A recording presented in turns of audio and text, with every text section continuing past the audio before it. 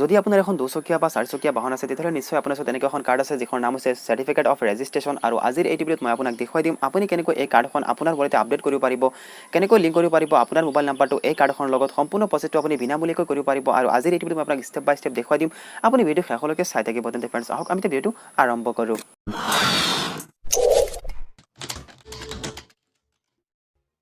ইয়াৰ বাবে ফ্ৰেণ্ডছ আপুনি প্ৰথমে আপোনাৰ মোবাইলৰ যিকোনো এটা ব্ৰাউজাৰ ওপেন কৰিব মই এতিয়া ক্ৰোম ব্ৰাউজাৰটো ওপেন কৰি দিছোঁ আৰু আপুনি চাৰ্চ বাৰত টাইপ কৰিব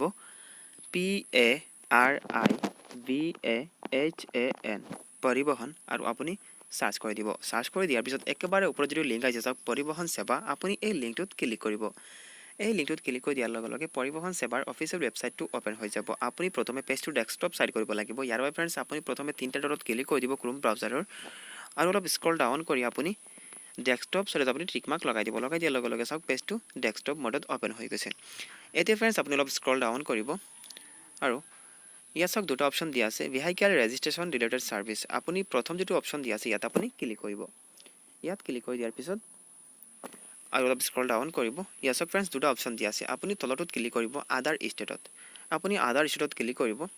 ক্লিক কৰি দিয়াৰ পিছত এই পেজটো ওপেন হৈ যাব এতিয়া ফ্ৰেণ্ডছ ইয়াত চাওক ভেহিকল ৰেজিষ্ট্ৰেশ্যন নাম্বাৰ আপুনি আপোনাৰ সাৰ্টিফিকেট অফ ৰেজিষ্ট্ৰেশ্যন কাৰ্ডত আপুনি আপোনাৰ ভেহিকল ৰেজিষ্ট্ৰেশ্যন নাম্বাৰটো পাই যাব আপুনি এটো এন্টাৰ কৰিব লাগিব মই আপোনাক দেখুৱাই দি আছো হয় এই নাম্বাৰটো এন্টাৰ কৰি দিয়াৰ পিছত আপুনি প্ৰসিডত ক্লিক কৰিব প্ৰসিডত ক্লিক কৰি দিয়াৰ পিছত অলপ সময় ওয়েট কৰিব লাগিব আৰু ইয়াত চাওক কেইবাটা অপশন আহি গৈছে ইয়াৰ বিষয়ে মই নেক্সট ভিডিঅ' বনাই আপোনাক দেখুৱাই দিম এতিয়া মাত্ৰ মই আপোনাক দেখুৱাই দি আছো যে আপুনি কেনেকৈ মোবাইল নাম্বাৰটো আপডেট কৰিব আপুনি স্ক্ৰল ডাউন কৰিব আৰু ইয়াত চাওক এটা অপশন দিয়া আছে মোবাইল নাম্বাৰ আপডেট আপুনি মোবাইল নাম্বাৰ আপডেটত ক্লিক কৰিব মোবাইল নাম্বাৰ আপডেটত ক্লিক কৰি দিয়াৰ পিছত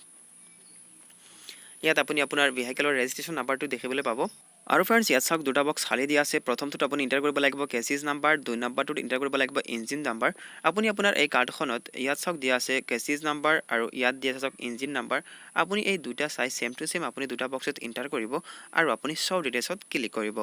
শো ডিটেইলছত ক্লিক কৰি দিয়াৰ পিছত তলত আপুনি আপোনাৰ নিজৰ নাম আপোনাৰ সম্পৰ্কিত ব্যক্তিৰ নাম আপোনাৰ এড্ৰেছ আৰু যদি আপোনাৰ মোবাইল নাম্বাৰটো আপডেট কৰা থাকে তেতিয়াহ'লে ইয়াত মোবাইল নাম্বাৰটো শো কৰিব আৰু যদি জিৰ' লিখা থাকে তেতিয়াহ'লে আপুনি ইয়াত আপোনাৰ মোবাইল নাম্বাৰটো এন্টাৰ কৰিব আৰু 80 বক্সত আপোনাৰ পিন কোডটো এন্টাৰ কৰি আপুনি জেনাৰেট OTPত ক্লিক কৰি দিব জেনাৰেট OTPত ক্লিক কৰি দিয়াৰ পিছত অলপ সময় ৱেট কৰিব লাগিব আৰু এই নটিফিকেশনটো আহি যাব যে OTP has been generated and sent to your internet mobile number আপোনাৰ মোবাইল নাম্বাৰটো শো কৰিব আৰু আপোনাৰ ৱালেট এটা OTP আহি যাব আপুনি অলপ সময় ৱেট কৰিব লাগিব আপুনি পপআপ উইন্ডোটো ক্লোজ কৰি দিব